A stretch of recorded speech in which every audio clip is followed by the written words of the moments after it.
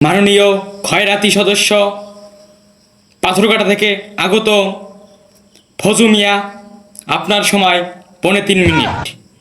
এর যদি বেশি কথা মাও গর্ব তোরে জোতার দিয়ে পিডেই আইসির দিয়ে রাখি তুমি তোরে আমি সংসদে আইতে মানা করছি, তুই আইসো খায়ে কোরবানির গরুটা উড়ানে বাঁধতে থুইয়েছি, চোরে টোরে নেলে তোর কিনে দেওয়া লাগবে না, তাড়াতাড়ি যা কবি কইয়া সোতা বাঘ সংসদ দিয়ে যা। ধন্যবাদ মাননীয় উইকেট স্পিকার, আমার এত সুন্দর একটা জায়গায় বক্তব্য দেওয়ার লোকে। হ্যাঁ সাবাহাইলে আমি একজন বংশগত খয়রাতি। মাননীয় উইকেট স্পিকার, আমি খয়রাতি হচ্ছে কিন্তু বিক্ষোভ নেই। আমার বংশগতভাবে আমি খয়রাতি, আমার যথেষ্ট মান সম্মান আছে। আমার বাপের দাদার দাদার দাদার সে খয়রাতি হচ্ছে বহু টাকা পয়সা মনে করেন কামাই ডেকে আসছে। দুবাইতে যে বুরুজ খলিফাটা আছে না, ওখানটা আমাকে একটু ফেলাই আসছে আল্লাহর দোয়ায়। আমি মনে করেন ড্যামে আছি, হেলথে আছি, আমি বেশি কিছু খয়াত করতে পারি না স্পিকার। আমি সিঙ্গাপুরে 6টা বাড়ি করছি, আর ইটালিতে 3টে, আর সৌদি আরবে আর একটা করার ইচ্ছা আছে, কার্যক্রম চালাইয়ে যাচ্ছে।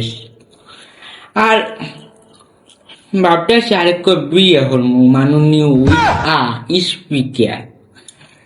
ওই এখন বিষয়টা হয়েছে কি, আসলে আজকে দিনের পর তো কাল গইছে কোরবানি। এখন কোরবানিতে তো মানে মনে করেন গরিবে করলে গিয়ে কোরবানিটা দেওয়া হয় মূলত।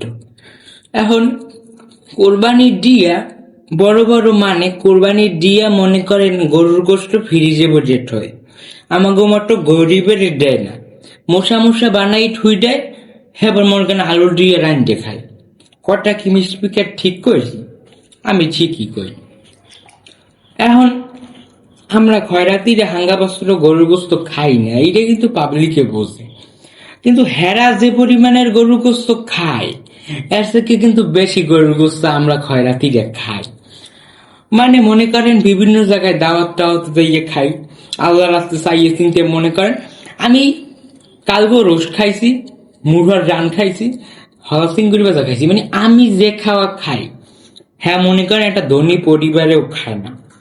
এখন ওরা বিষয় না, বিষয় হচ্ছে আমার মনে করেন কালগো তো কোরবানি, এখন সবাই গোস্ত কাস্ত মনে করেন পোলটা বানিয়ে ঠুই দেয়। আমার দাবি আমাকে পাথর কাটায় যেন কেউ গোস্ত পোলটা বানিয়ে না ছুটতে পারে, খয়রাতিতে দেয়।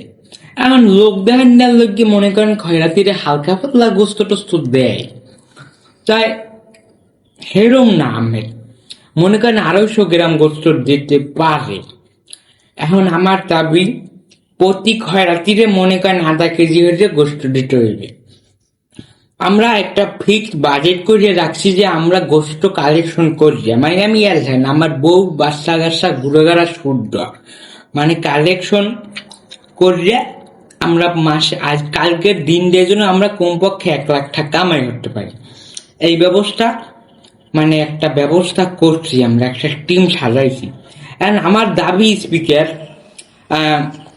খয়রাতিগোর জন্য কালগো মানে আধা কেজির উপরের জন্য গোস্ত দেয়, ঠিক আছে? আমার আর দাবি বেশি না, আমি আর কটা দীর্ঘস্থায়ী করবো না, আর কটা হচ্ছে আমি যে কোরবানি দেবেন আমি যেন গোস্ত পাই স্পিকার, ঠিক আছে?